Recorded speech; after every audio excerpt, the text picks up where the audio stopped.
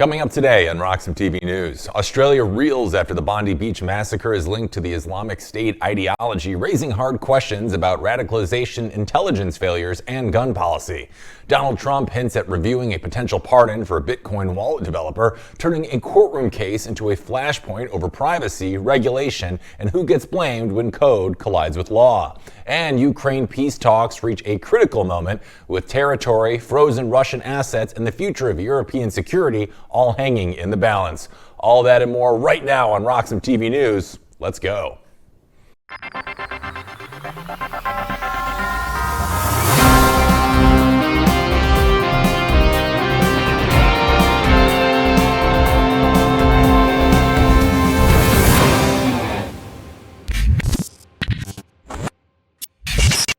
Happy Tuesday and welcome back to another edition of RoxomTV News. I am Hank Hudson. Our top story this morning, Australia's Prime Minister says the father and son duo behind the Bondi Beach attack last weekend were inspired by the Islamic State. He said this in the latest press conference. Let's take a listen.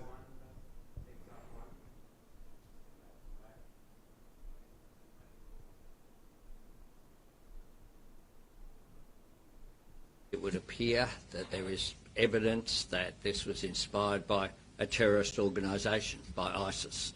Now, some of the evidence which has been procured, including the presence of Islamic State flags in the vehicle that has been seized, are a part of that. Radical perversion of Islam is absolutely a problem. Now, police say the pair traveled to the Philippines last month and are currently investigating why they traveled there in the first place. Now, the pair killed 15 people and another 25 are currently in the hospital as of Tuesday. One of them, the 50-year-old father, died during the attack. The son, Naveed, was taken to a Sydney hospital with critical injuries. Now, questions have arisen regarding the older man's gun license and visa status as he was an immigrant. The father held a Category AB firearm license from 2023, which requires a person to demonstrate they have a special need for certain weapons, despite his son coming under the attention of Australian intelligence. Here's Prime Minister Albanese on the matter. Let's take a listen.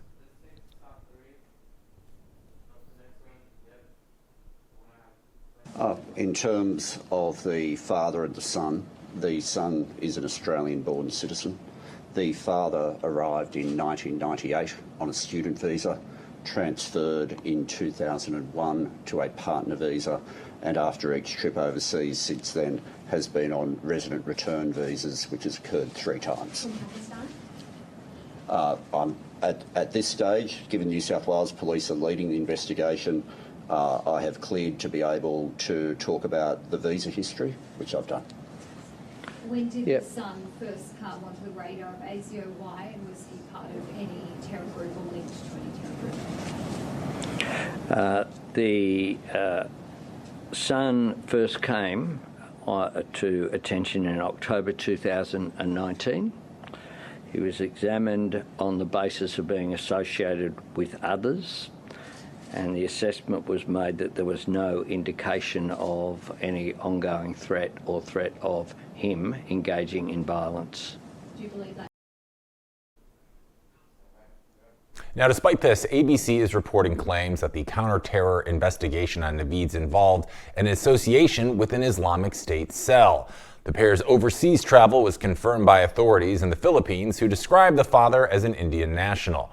The Bureau of Immigration said they arrived on the 1st of November and left the country on the 28th of November. Now, authorities are considering whether the trip, coupled with a newly issued gun license, the acquisition of 6 firearms, and the son's suspected links to possible Islamic extremism in 2019, are strands of intelligence that should have been woven together before the attack to give a greater picture of any threat posed by the alleged terrorists. Now, the trip to the Philippines appears to have come after Naveed told his boss he was unable to work as a bricklayer until 2026 because he had broken his hand boxing and asked for all of his work entitlements to be paid out, The Guardian reported. Now, people with knowledge of the matter say it would be difficult for tourists to undergo training with terrorist groups in the Philippines because of their isolated geographic location and how dangerous it is to travel there. However, private military training not linked to extremist groups is available. Now, back in 2019, when Australian intelligence was investigating Naveed, he was filmed on the streets of Sydney as part of a street dawah movement, a street preaching group where members spoke to the public about Islam at train stations. In a once-since deleted YouTube clip, he appears to be talking to two teenagers about the 5 pillars of Islam. Now, he was recorded saying, quote, "We have to remember to always pray. It's more important than anything else that you have to do. Work, school, spread the message that Allah is one wherever you can," end quote. Now, the group released this statement via social media on Tuesday, saying that Naveed had never been a member of the movement and that none of its members knew him personally. Authorities are trying to piece together what happened in the intervening 6 years that led a teenager volunteering to hand out pamphlets for a nonviolent community to allegedly carrying out Australia's worst mass shooting in decades. Naveed remains under heavy guard duty in hospital after being shot by police. Now, Ahmed Al-Ahmed, the 43-year-old Muslim father of 2 who charged at one of the gunmen and seized his rifle, remains in Sydney hospital with gunshot wounds. He was captured on video tackling and disarming one of the armed men during the attack and has been hailed as a hero whose actions have saved lives. Now, Al-Ahmed was shot twice by a second perpetrator and was hit in the hand and arm. His heroism has hailed him attention from leaders worldwide, including a visit from Albanese himself, calling him a true Australian hero. Now, Ahmed is a fruit shop owner and was born and raised in Syria. The GoFundMe campaign set up for him has raised more than $1.9 million Australian, or about 1.26 American, or about 14.5 Bitcoin. Now, GoFundMe confirmed to CNN Monday that it was working directly with the fundraiser organizers to help ensure funds raised safely reach Ahmed and his family. Now, people are also remembering the heroic efforts of a couple and another man who died after physically confronting the attackers. A 62-year-old man who originally came from the USSR was shot dead after trying to halt the bloodshed, having chased the other gunman and hurling something at him. Another couple are being identified as the first attempt to stop the gunman, who were also filmed tackling one of the terrorists to stop him before apparently being shot dead. Sky News has a video of this. Let's take a look. So this couple, identified by local media as Boris and Sophia Gurman, are thought to be the first to try and stop the terrorists as they got out of a car that displayed an Islamic State flag. The footage you're watching now shows a man in a lavender shirt confronting one of the shooters before he was ultimately shot. Later on, there is some imagery of the couple lying next to the vehicle. As Sophie said, it's not the first example of the unbelievable heroism that was shown on the day, but it is expected now to be the first example of that heroism. I mean, that is, I have to say, and I know how difficult it is watching, those images, knowing the kind of tragedy that comes. Now, many people remain hospitalized as a result of the attack, and over 50,000 Australians have queued outside blood donation centers across the country to donate blood, responding to calls from medical urgencies. Now, Indian police said on Tuesday that the dead gunman was originally from India, but that he had limited contact with his family there. Authorities say that factors that led to the radicalization of the 2 gunmen appear to have no connection with India or any local influence, saying there was no adverse record of him before he left India. And the Australian government appears decided to oppose stricter gun laws, which officials have said would include limiting the number of guns an individual can own, the types of guns that are legal, whether gun ownership should require Australian citizenship, and considering criminal intelligence and not just a criminal record when assessing an application. Here's New South Wales Premier Chris Minns elaborating on that very proposal. Let's take a listen. To that.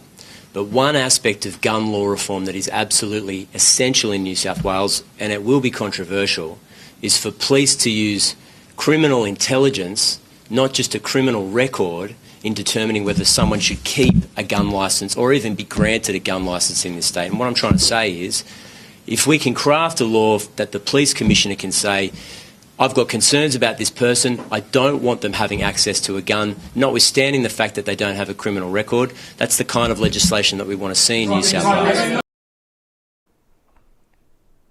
Now, the last time Australia tightened its gun laws was back in 1996 after the Port Arthur massacre, in which a lone gunman killed 35 people at a cafe and tourist site in the former Colonial Prison of Port Arthur, or Colonial Prison of Port Arthur, excuse me. Now, the shooter held military-grade weapons he had bought without background checks, and within 2 weeks of the massacre, the government struck down on gun ownership. It banned civilian ownership of semi-automatic rifles and shotguns, imposed uniform national licensing and registration, required gun owners to demonstrate a genuine reason for ownership, explicitly excluding self-defense, and launched a mandatory buyback funded by temporary tax levies. More than 650,000 firearms were removed from circulation, and analysis found that large declines in firearm homicides and suicides, and no mass casualty shootings on the scale of Port Arthur for decades afterward. In nearly 30 years since, fewer than 25 people have been killed in mass shootings in the country. Still, former Liberal Prime Minister John Howard, who introduced the gun restrictions in 1996, said on Tuesday he didn't want to see gun law reform become a diversion from the need to tackle anti-Semitism. Now, critics online are saying that taking away citizens' guns is leaving law-abiding people unable to defend themselves. Americans are also weighing in. Don Keith published a Second Amendment explanatory video for non-U.S. citizens arguing for the need of citizens to be able to arm themselves. Let's take a listen. Let me make this really simple for all of you Westerners who don't understand the concept of the Second Amendment in America. You know, I posted the video below yesterday criticizing the Australian government taking away its citizens' guns, and it's racked up about 15 million views, with about half the people, bleeding heart liberals, of course, commenting about the number of people killed in America's mass shootings compared to the 16 who died at Bondi Beach yesterday. So I'm going to break it down for you. In the last 100 years, Mao Zedong slaughtered 65 million of his own people in the Chinese Cultural Revolution. Joseph Stalin, 43 million of his own people in the Soviet Great Purge. Adolf Hitler killed 21 million people. Tojo in Japan killed 6 million people. Pol Pot in the Khmer Rouge killed 2 million people. That's a total of 137 million people slaughtered by their own governments in the last 100 years. Now, in that same time, in every mass shooting combined worldwide in the last 100 years, there have been 4,000 people killed. 4,000.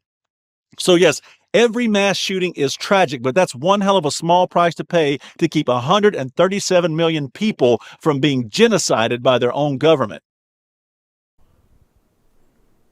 It's a fun theory, Keith, but to be fair, I've never heard of anyone who's concealing carrying stopping a mass shooter at large. Just leaving that out there. All right, we're taking a quick break here at RoxomTV News. When we're back, we got more coming underway, including today's top Bitcoin story. In just a bit, we're going to be talking about the progress in the Ukraine war and what that means for you coming up. So stay tuned. More RoxomTV News coming your way right after this.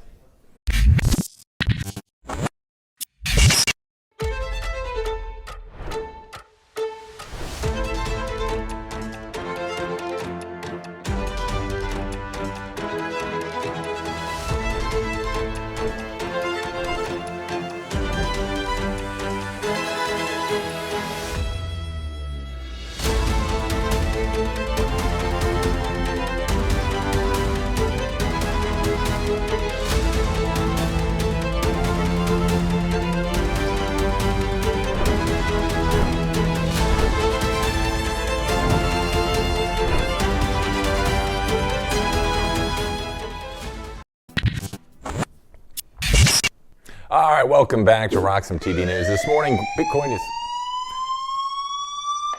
All right, well, currently Bitcoin is sitting around that 87K mark. In the last week, we've seen it go as high as the high 94K marks, but we're back down to 87K. And that brings us to our top Bitcoin story this morning, as President Donald Trump says he is willing to review a pardon for Keon Rodriguez, the co-founder of the Samurai Wallet. Trump made the comment after being asked directly about the case during an Oval Office event, saying he was aware of the situation and would look into it. Rodriguez was sentenced last month to 5 years in prison after pleading guilty to conspiracy to operate an unlicensed money transmitting business. Now, prosecutors said Samurai Wallet processed more than $2 billion in Bitcoin transactions, including funds linked to dark web markets. Rodriguez is set to begin his sentence this week. His co-founder, William Hill, received a 4-year sentence in the same case. Now, the prosecution has become a flashpoint in the Bitcoin community, particularly among developers focused on privacy tools. Supporters argue the case criminalizes software development and threatens the future of privacy-focused Bitcoin projects. Regulators and prosecutors argue the case is about compliance, not code, and that operating financial services without proper licensing crosses a legal line. Now, that tension sits at the heart of this story. This is not about whether Bitcoin itself is legal. It's about who bears responsibility when financial tools are used in ways regulators say violate existing law. Now, why should this matter to viewers at home? It depends on what comes next. If Trump follows through with a pardon, it could send a strong signal to developers that political winds around crypto enforcement are shifting. If he doesn't, the message to builders may be that innovation comes with growing legal risk. Either way, this case is now bigger than just one wallet. It's shaping the boundaries of privacy, responsibility, and accountability in the Bitcoin ecosystem going forward.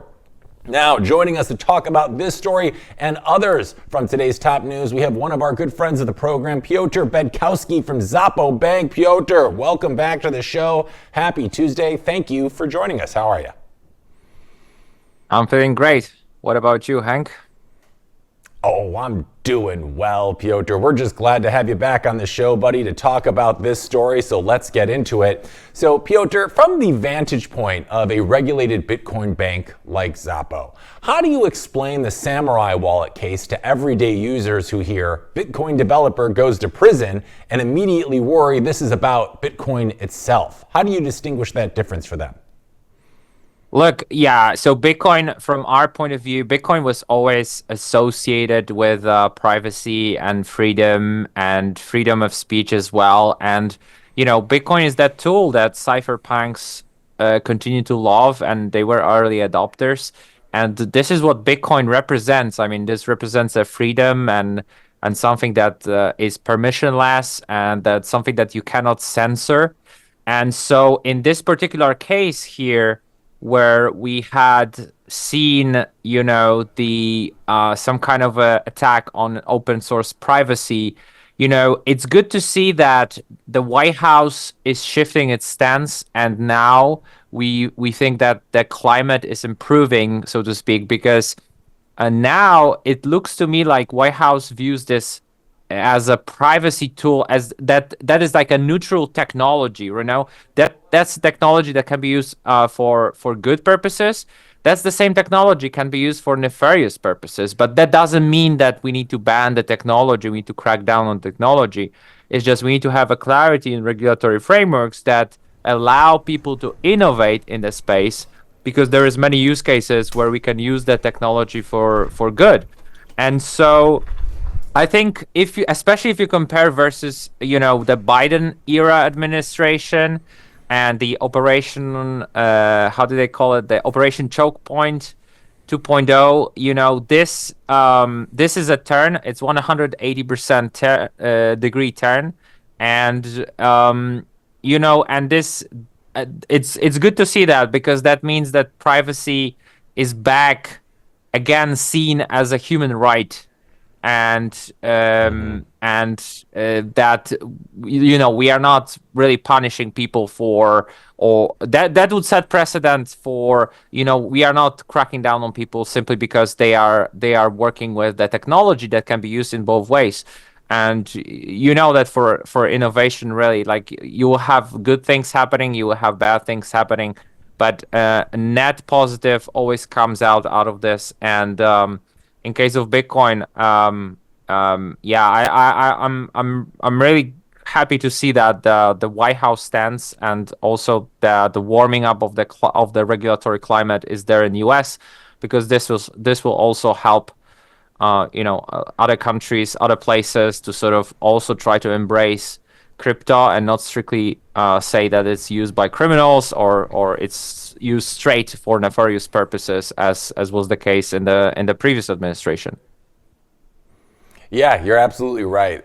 This case here, should a pardon go through, just continues to bolster the narrative we've seen during President Trump's most recent term that, like you said, is a 180-degree departure from what we saw during the Biden era. And it looks like they're trying to promote more favorable tailwinds in the Bitcoin ecosystem, and especially toward innovation going forward. We can't just be arresting or prosecuting people as they're making these privacy tools, as we've seen happen in the past. And he's just kind of letting the inventors invent and then see what happens from there. And I think that's going to be a much more favorable area for innovation to grow in, and that's what we're seeing now. But Piotr, this case really sits between two worlds that you deal with every day, right? Privacy and compliance. So my question for you, Piotr, is where does Xapo draw that line between protecting user privacy and meeting regulatory obligations? And how different is that from what Samurai was accused of doing? Yeah, so at Xapo Bank, we are acting as a bridge between the traditional world of finance and the new world of Bitcoin-based financial system. We recognize, US dollars as a money that was used in 20th century and until now is continued to be used, and the Bitcoin, which is emerging, superior asset class in and of itself, and also can be used as money, as a medium of exchange, eventually as a unit of account. Now we are betting that the Bitcoin will do to money what internet did for information. So it will basically democratize access. Now anyone can buy, anyone can hold, anyone can take self-custody, anyone can really own the piece of infinitely finitely of the piece of asset that is finite, basically, that that has the cap, and it's not going to be printed into oblivion. And so that's a fine line between the compliance and the early cypherpunk adoption, right? Because at some point, as the Bitcoin capitalization and Bitcoin market cap grows and more people join the ecosystem, it's basically inevitable that, regulatory frameworks and at some size, you need to start taking into account those different regulatory rules. And also with the size of the scale of the operations that we have, and amount of Bitcoin that we custody for our customers, we are so trusted that we basically need to have some additional guardrails there in place, and we need to follow the rules because we want to do things by the book.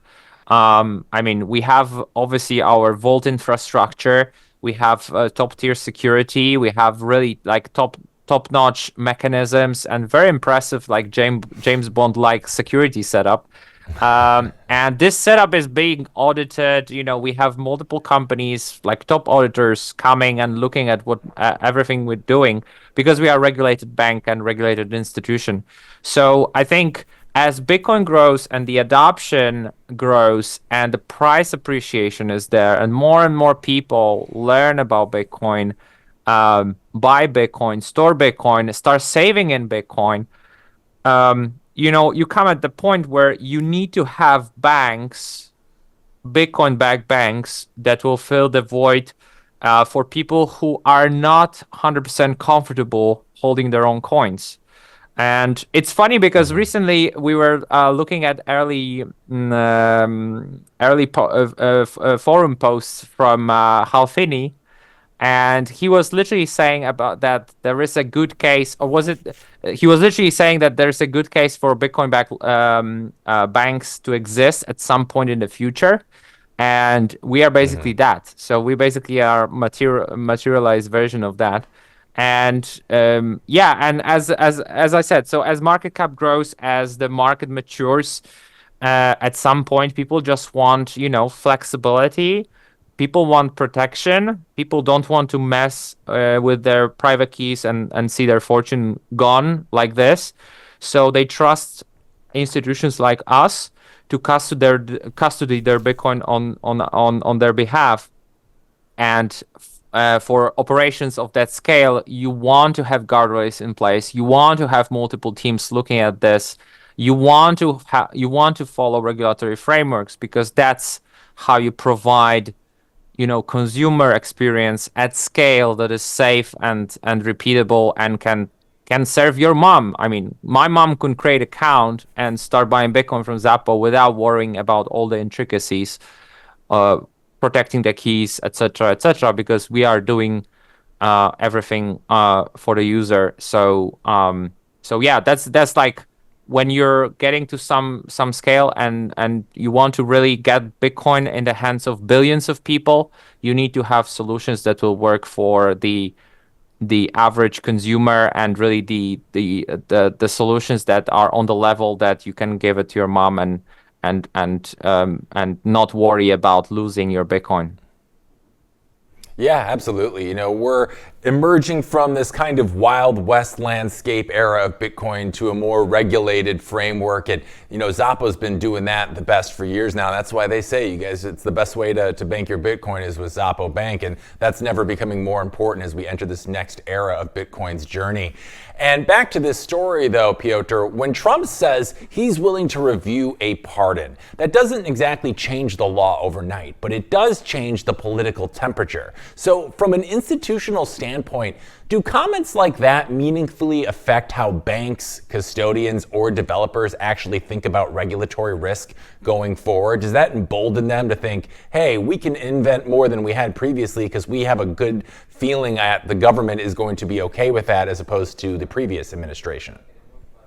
Absolutely. So if you have, look, the way it works is you have different organizations, and those organizations, especially at certain scale, are overseen by regulators, and they need to clear guidance whether they can touch crypto, whether they can touch Bitcoin, whether it's okay to custody Bitcoin, whether it's okay to offer your customers exposure to Bitcoin. They just want a reassurance that whatever direction that they want to innovate on is okay from the regulatory perspective. And that assurance was actually missing. Not only it was missing during the before Trump era, but we had people in the administration and in the bodies that were basically they were actively combating crypto. Let's say they were against crypto innovation. They were really stifling crypto innovation.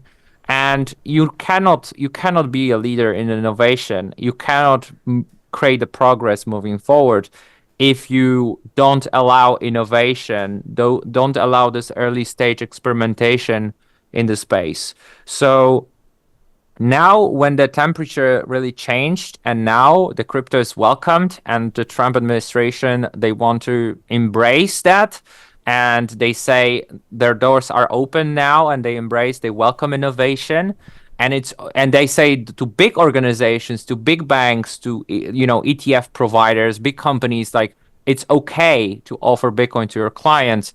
It's okay to custody Bitcoin as long as you're doing institutional grade. You have guardrails in place. You have security infrastructure, etc. It's okay to do that. Then all of a sudden there is a shift, because everybody else says, okay, then maybe we should do it, because our customers have been already asking for this for ages. So now they can give exposure to their customers without worrying about the regulatory crackdown on that later on.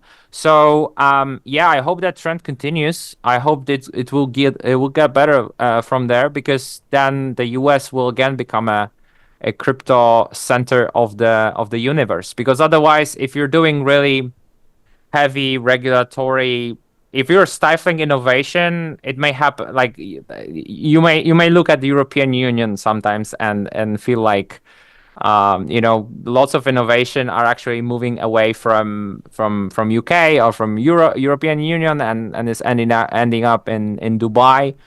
or places like this or Singapore, because it's just friendlier environment to innovate. And then people building companies from there, and then those companies are serving those customers anyway, but not from original jurisdiction. So I hope that US will continue to lead and embrace the crypto, so that even European Union and UK will also sort of warm up, and the temperature will be better moving forward. Yeah, I mean, I'm definitely about more innovation in this space, but it does kind of bring up a big question, right? Like, ultimately, though, what is best for the continued development of Bitcoin, right? Because there's an argument from privacy advocates that say cases like this one chill that innovation, which you and I are definitely against. But there's also an argument from regulators that enforcement is necessary for public trust, right? So from where you sit, Piotr, what actually builds that long-term trust in Bitcoin? Is it maximum privacy at all costs, or clear rules that banks and users can rely on? What do you think? No, so it is a clear rules, but if you're looking from the consumer perspective, I mean, consumer perspective is protect the user against scams, right? But also in case of Bitcoin, where we have permissionless distributed network with no founder, no CEO, no company, no rug pulling, no CEO who will pre-mine all the coins or something like that and distribute to his friends. If you don't have that, then the network is already secure and already is trusted. Now, what comes next is how do you offer exposure to the asset and to the network in a way that can be scaled to billions of people in the consumer-friendly way? Because if let's say some like any global any app that is globally adopted that everybody knows, I don't know whether it's Revolut or Uber. They offer experiences that you don't fear like using those services that something bad may happen, some adverse scenario, because they already thought about that. And they offer you like safe and protected experience that you can just rely on. And in case of Bitcoin, with great power comes great responsibility, because all of a sudden, yes, you are self-sovereign. Yes, you can stack. Yes, you're in control. Yes, you can send it to Tokyo in 40 minutes at 2 a.m. Sunday morning. But you can also lose your seed phrase, and there is no one to call. Right. So because of that fact, we are our own enemies in a sense, because that's like the self-custody mistakes and, losing your seed phrases. There's been more Bitcoin lost that way than in exchange hacks. I think we had some estimates around 20% of all Bitcoin was lost like that, never to be recovered. Right. The stories about the discs, etc., like discs on the dumpsters, like.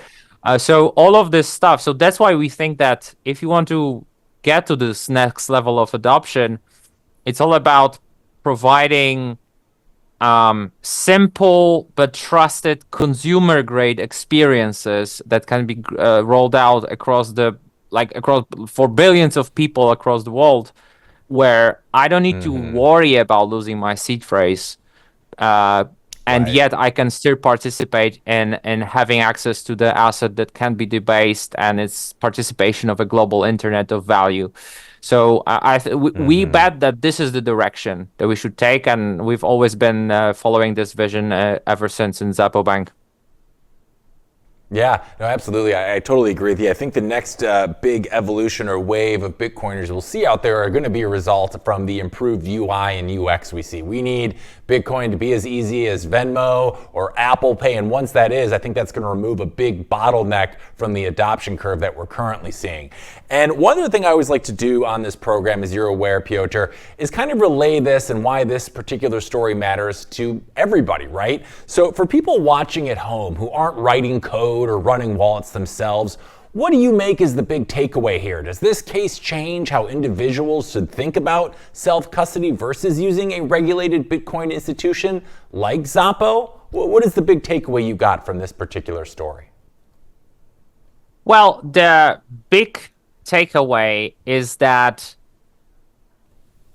for me, the privacy is still the human right, and you cannot have freedom of speech or any freedom without privacy. And if you don't have freedom or freedom of speech, you cannot have functioning democracy. So we should really actively defend the right to the privacy. And I think that this administration is for that. It's really seeing value in traditional American values, which are Western values, which are our values, right? And which are values that align with Bitcoin. And I think that's a takeaway. Because once you start taking away the privacy, once you say, okay, privacy is not that important, then all of a sudden, if you don't have privacy, it's very sly about way to introduce controls and suppression of the freedom and the free speech, and it's just step away from there in one direction, like a slippery slope where you you don't have privacy, you don't have freedom of speech, you cannot choose who governs you, and then all of a sudden you end up in some kind of a not democracy but totalitarian kind of regime. So it's a slippery slope, and that's why privacy really matters. Yeah, well put. This is absolutely a fine line that we need to figure out how to walk between privacy, regulation, and compliance, and we're kind of seeing that battle be shaped in real time by court cases just like this. So we'll see how this one plays out, and of course, we'll keep our audience updated as we get more information. All right, moving on to our next story here, Piotr. As we moved from courtroom consequences to cable television combat, we're staying here in the U.S. as gold advocate Peter Schiff is accusing CNBC of being biased toward Bitcoin. Schiff criticized the network for focusing on Bitcoin while ignoring what he described as significant gains in gold and silver. He pointed specifically to CNBC's Squawk Box, saying precious metals were up sharply while Bitcoin was being discussed despite recent price weakness. Schiff argued the imbalance comes from a lack of understanding and from commercial incentives, claiming crypto advertisers influence the coverage. Now, that criticism came the same day Fundstrat's Tom Lee appeared on the network with a very different take. You see, Lee acknowledged the skepticism around Bitcoin, but said its long-term fundamentals remain fully intact. He pointed to profit-taking, concerns around quantum computing, and a major deleveraging event as factors weighing in on recent prices. Still, Lee argued Bitcoin's adoption runway remains massive. He highlighted that only about 4 million Bitcoin wallets hold more than $10,000 compared to hundreds of millions of brokerage and retirement accounts globally. Lee has repeatedly said that Bitcoin could see dramatic growth as adoption expands. Schiff, meanwhile, remains unmoved. At a recent industry conference, he called Bitcoin worthless and compared it to gambling, arguing it lacks real-world utility. This back and forth is predicting nothing new, but why this matters for people watching at home is the signal it sends. Bitcoin is still being debated on mainstream financial television, not as a fringe asset, but as something important enough to argue over daily. That ongoing clash of narratives continues to fuel volatility, attention, and participation. And whether you side with Schiff or Lee, the debate itself confirms one important thing. Bitcoin is not being ignored. Bringing Piotr back. Piotr, Peter Schiff, everyone's favorite gold bug, says financial media overhypes Bitcoin and ignores gold, while Tom Lee argues that Bitcoin's adoption story is still early. From a Bitcoin bank's perspective, does this debate reflect media bias or does it reflect where client interest is actually going? What do you think? This reflects where the customer interest is going in a way that, Bitcoin for us is a digital gold. It's really, gold is a very 19th century idea. And yeah, it's true that gold was, the best form of money we've ever seen till then, the same gold that the pharaoh were using in ancient Egypt and the Roman Empire was using, the same gold right now has also value and kept the value through ages. And that's true. It's always been universal bearer asset.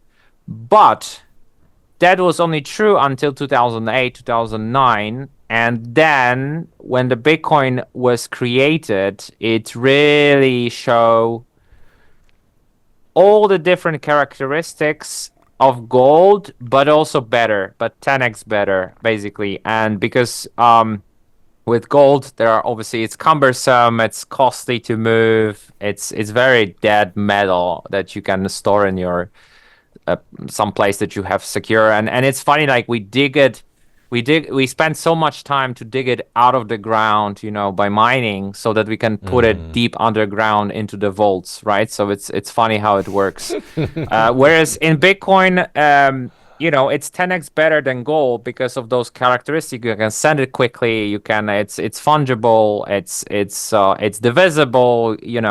It's also capped, like really capped, because we have 21 million versus in gold. Remember, like anytime we can discover some gold reserves, additional gold reserves that we haven't dug into, and then we'll increase the gold supply more.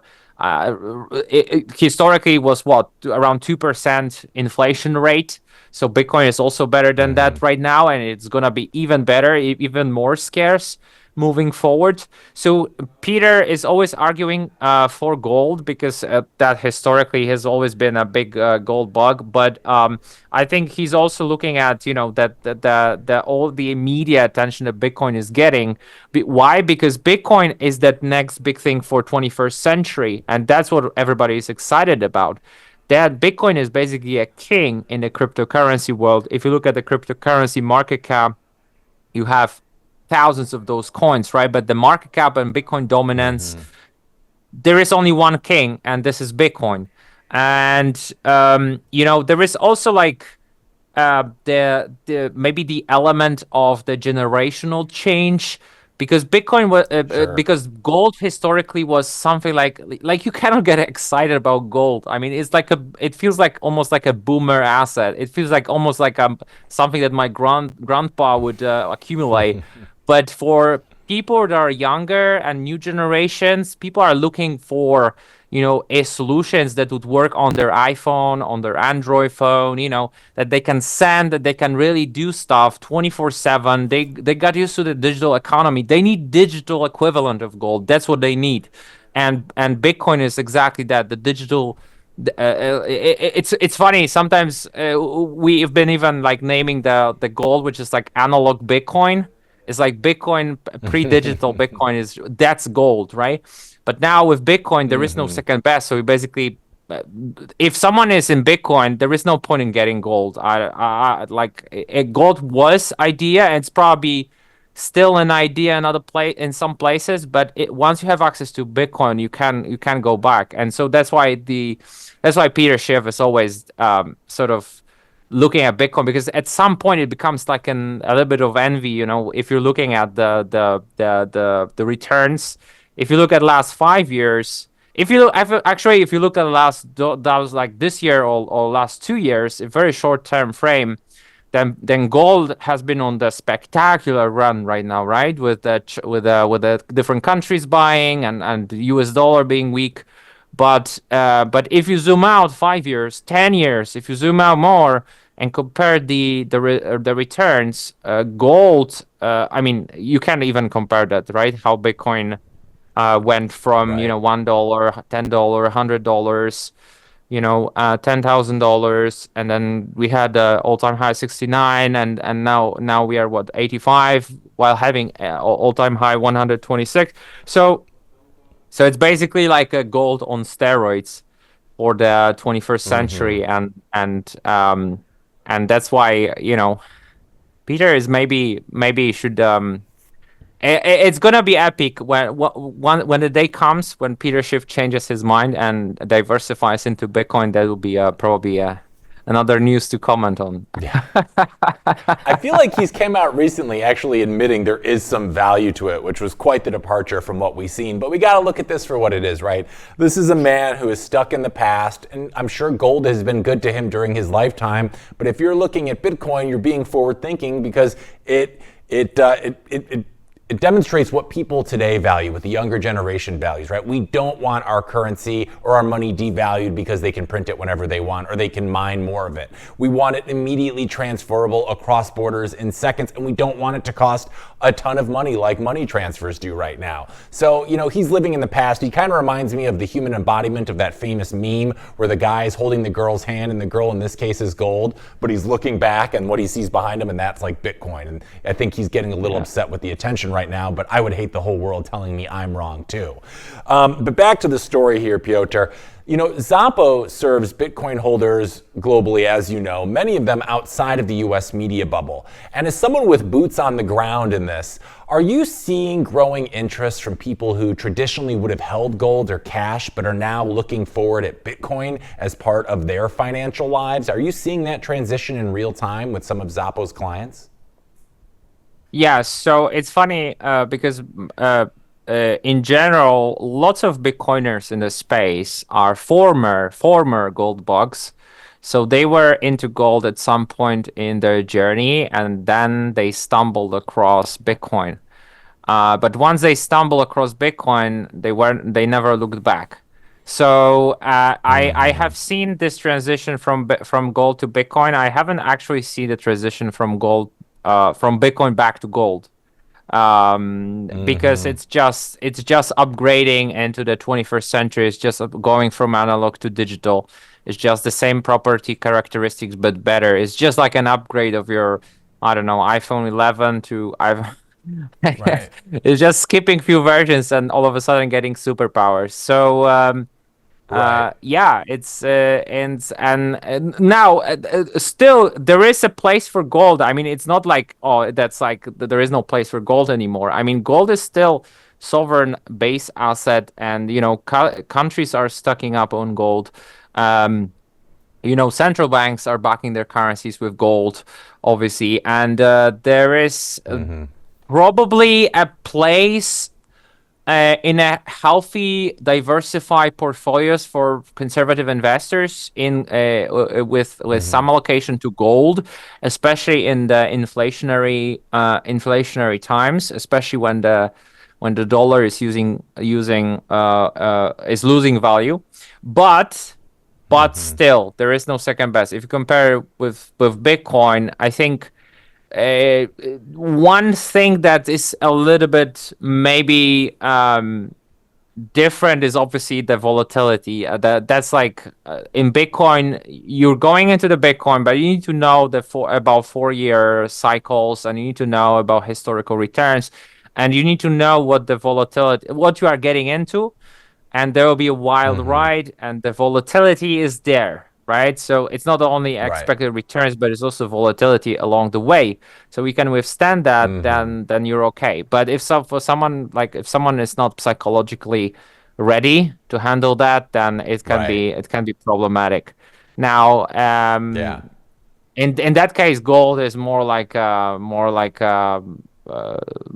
boringly low volatility asset that is just there, and it's not going to lose. It's not going to crash 40% down within 2 months or something like that. Whereas in Bitcoin, everything is possible. Right. And the thing is too, if you're willing, if you're one of those people who wants to hold physical gold in and of itself, you're kind of resigning to the fact that you're probably not going to be trading it anyways and holding it for long periods of time. And as we've seen historically with Bitcoin, anyone who holds it for 4 years or more never loses money in the history of Bitcoin ever. So, if you're looking at a long enough time scale, it always seems to be the better asset to own over time. So as you kind of mentioned, once you start building your Bitcoin stack, you never go back to gold. But we're always going to come back to you, Piotr. It's always great having you on the show, and we want to thank you so much for your time and expertise this morning. It's always great to hear what you and the team at Zoppo are up to. And for those in our audience that say, listen, I haven't got enough Piotr, you can't just take him away from me, what's the best place I can send him to get more of your hot takes and find out more about what you and the team at Zoppo are up to? Yeah, so for Zoppo, go to our website, zoppobank.com. We are actually revamping the website. We have new exciting updates coming up and refreshed our product suite. So have a look there. We are a perfect place for Bitcoiners. And me personally, I'm on X, so you can find me there. And yeah, sometimes I'm posting or reposting some stuff. And also DM me if you have any feedback. Then DM me. I'm always keen to talk about Bitcoin related things and anything else. So. Yeah, well, Piotr, always a pleasure having you on the show. Thanks for joining us, and I wish the best to you and yours for this upcoming holiday season, my friend. We'll see you in the new year. Thanks for having me. Yeah, you too. Thanks. Pleasure's all mine. Thanks, Piotr. All right, we're taking a quick break here at RoxomTV News, but when we're back, we're going to be talking about the latest on the peace talks between Russia, Ukraine, and its allies, and why Ford is now reassessing its EV strategies. You won't want to miss it. All of that coming up right after this quick break. All right, welcome back to RoxomTV News. We want to do a quick recap of the top stories of the first hour of today's program, starting, of course, with Australian Prime Minister Anthony Albanese. Said the father and son duo behind the Bondi Beach mass shooting were inspired by Islamic State ideology. Now, as authorities continue piecing together how the attack unfolded, the gunman killed 15 people and wounded at least 25 others, marking one of Australia's deadliest attacks in decades. Police confirmed the pair had traveled to the Philippines last month and are investigating whether that trip, combined with the father's recent firearm license approval and the son's prior contact with counterterrorism authorities in 2019, should have raised red flags earlier. Officials say the son, Naveed, had suspected links to extremist ideology, while questions remain about how intelligence, immigration status, and gun licensing processes failed to connect warning signs in time. As the investigation continues, the attack has reignited national debate over radicalization, intelligence sharing, and whether Australia's gun laws need to be tightened even further. Also, former President Donald Trump said he is willing to review a potential pardon for Keon Rodriguez, co-founder of the Samurai Bitcoin wallet, after being asked directly about the case during a recent Oval Office event. Now, Rodriguez was sentenced last month to 5 years in prison after pleading guilty to conspiracy to operate unlicensed money transmitting business, with prosecutors saying Samurai processed more than $2 billion in Bitcoin transactions, including funds linked to dark web markets. His co-founder, William Hill, received a 4-year sentence in the same case, and the prosecution has become a flashpoint within the Bitcoin community, particularly among privacy-focused developers who argue the case criminalizes software development and threatens innovation. Regulators counter that case is about compliance, not code, and centers on operating financial services without proper licensing. Now, whether or not a pardon materializes, the case is now shaping a broader debate over privacy, responsibility, and accountability in the digital finance ecosystem. And coming now to our top story of this second hour, talks aimed at ending Russia's war in Ukraine have entered a critical phase, with U.S., Ukrainian, and European officials signaling progress on security guarantees, but steeply divided over territory. At meetings in Berlin this week, U.S. envoys offered Kiev unprecedented NATO-style security guarantees if a deal is reached, including commitments that would resemble Article 5 protections, according to U.S. officials. Ukrainian President Volodymyr Zelensky has signaled some flexibility, saying Ukraine is willing to drop its bid for NATO membership in exchange for binding Western security guarantees. But he has been clear on one point: Ukraine would not recognize Russian sovereignty over any occupied territory. Now, despite what U.S. officials describe as agreement on roughly 90% of the issues, the hardest questions still remain unresolved. Washington is pressing Kiev to consider withdrawing forces from parts of eastern Ukraine, particularly the Donbas region, a step Zelensky recently described as painful. Let's take a look. I believe that the issue of territories is a painful one because Russia wants what it wants, and we can't go any further because this is a long dialogue. We clearly understand what they want. Some may believe it, others may not, but we know with 100% certainty what they want. Some things, in my opinion, are destructive and definitely will not help us. And it is important that I do not see them today in the new versions of our documents. This is important to me because dignity matters, and the issue of concessions is definitely not relevant.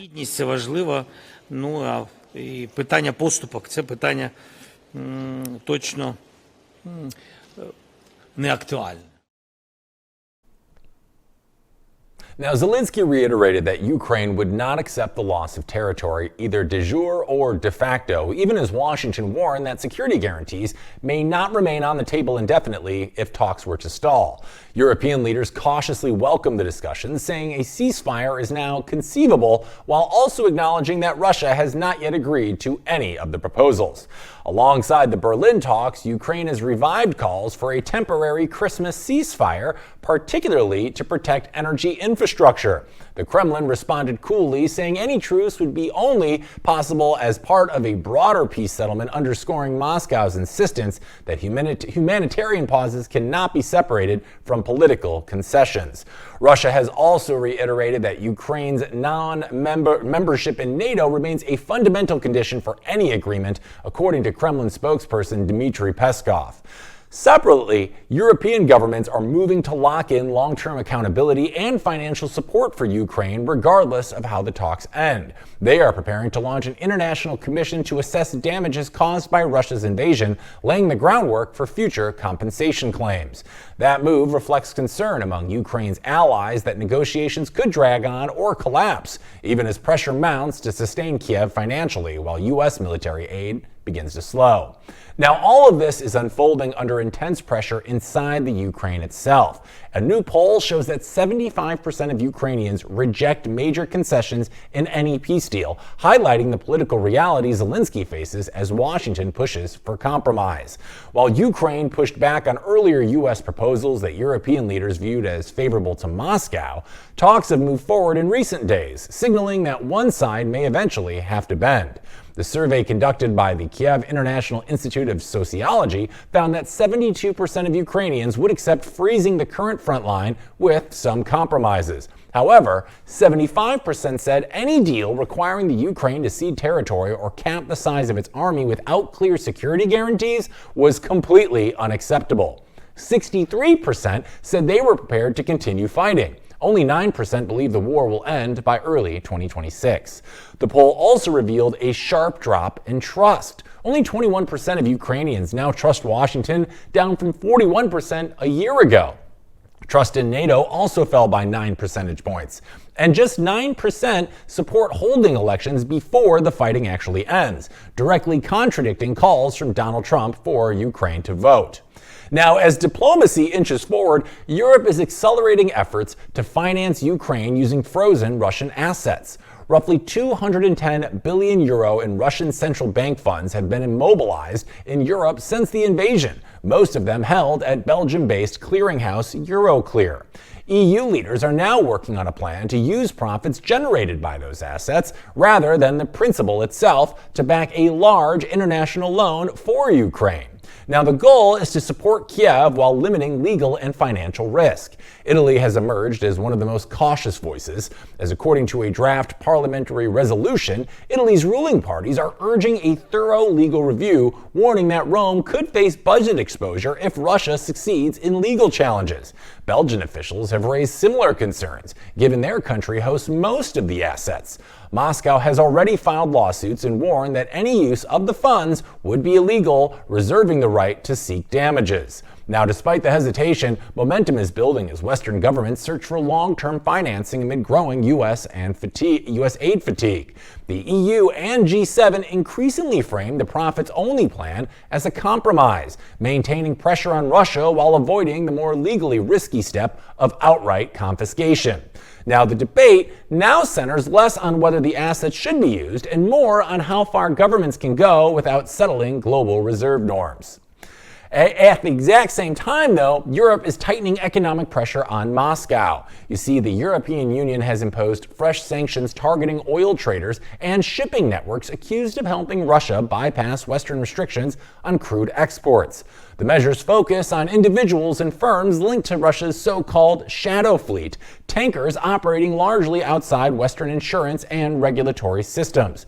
Those sanctions include oil traders Murtaza Lakhani and Etbar Ayyub, along with figures tied to Lukoil's Dubai-based trading arm and firms connected to Coral Energy, now known as the Two Rivers Group. The sanctions ban EU citizens from doing business with those listed and restrict access to shipping, insurance, and financial services. Now, despite 19 previous sanction packages, Russia continues exporting millions of barrels of oil, primarily to China and India, often using non-Western vessels at discounted prices. European Union officials say more than 40 additional ships could be added this week, potentially pushing the total number of targeted vessels close to 600. Moscow dismissed the measures as ineffective, arguing they would hurt European consumers more than Russia's economy. Now, here's why this whole situation matters. It seems like it's far away on the other side of the world, but there's a bigger picture here.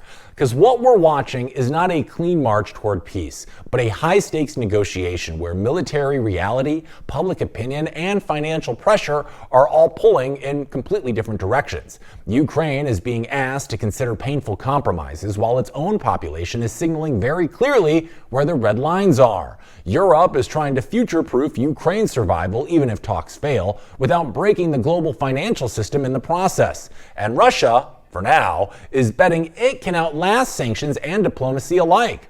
The danger here isn't just that the talks were to collapse, it's that they drag on long enough for trust, resources, and political will to quietly erode.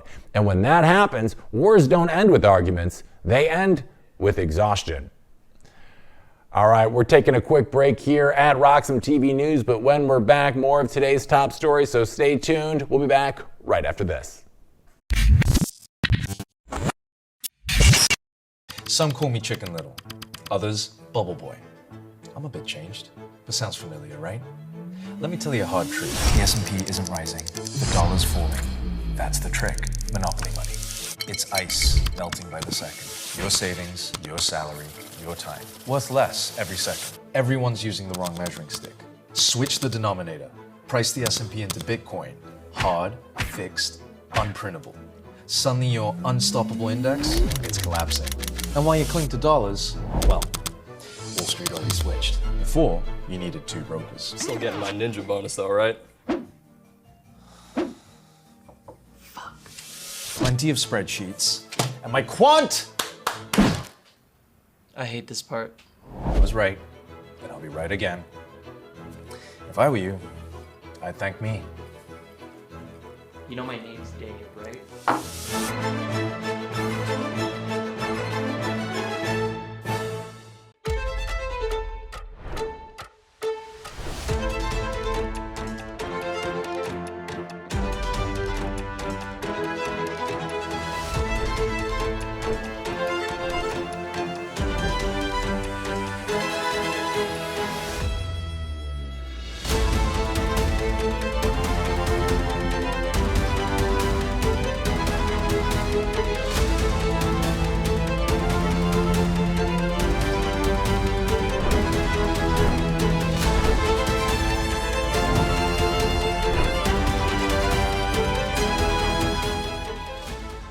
Security matters. Zappo Bank, the only way to bank your Bitcoin. Apply now at zappobank.com. Are you interested in effortlessly growing your Bitcoin portfolio? I sure am. And the Bitcoin credit card by Gemini earns you Bitcoin back on every purchase. You can use it like any credit card. Buy lunch, gas, or your weekly groceries, and you'll earn up to 4% back instantly in Bitcoin or one of over 50 other cryptos straight to your account.